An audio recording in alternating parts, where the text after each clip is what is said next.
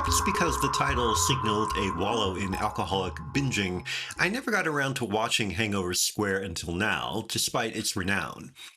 Instead of a lost weekend before the fact, however, the unusual story of classical composer George Harvey Bone, Laird Cregar, murdering his way through Edwardian London is certainly not trapped in the lower depths.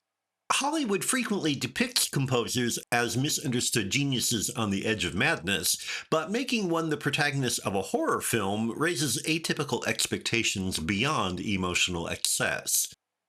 Nonetheless, while the focus is unusual, the action is not particularly insightful.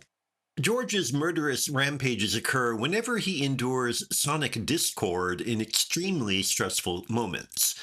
While he is otherwise quiet and sensitive, there is a quasi-neurological, if not terribly believable, explanation for his violent behavior that results from his profession. It is as if his violent outbursts are almost necessary to restore his emotional balance. Putting it that way, though, may give the so-called psychological explanations more credence than they deserve.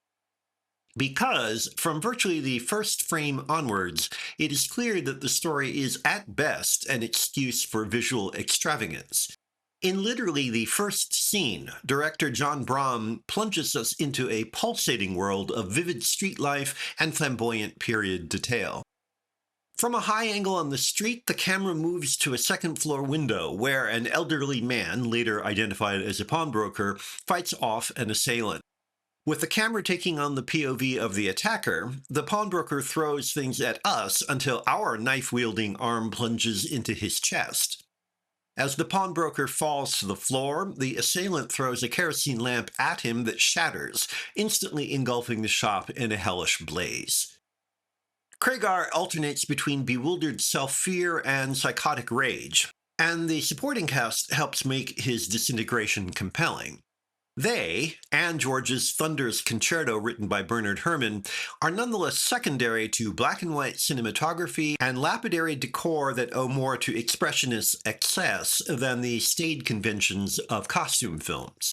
Many of the camera positions and compositions seem chosen for their striking idiosyncrasy, such as putting the camera on the floor in the perspective of a Siamese cat to frame the shot with the cabriole legs of a chair, or a boom shot with George carrying the corpse of his girlfriend Netta, Linda Darnell, through a crowded Guy Fawkes Day carnival to the top of a trash mountain to be set alight. Such flourishes suggest Brahm may have been an underappreciated Hollywood stylist of the first rank. Unfortunately, he did not have much further success in features and rounded out his career in television. His direction of the few episodes from various series that I have seen demonstrates a strong visual sensibility that complements the horrific and fantastic stories. The scale of these episodes is necessarily reduced compared to an A-budget drama like Hangover Square, but the results are scarcely less imaginative.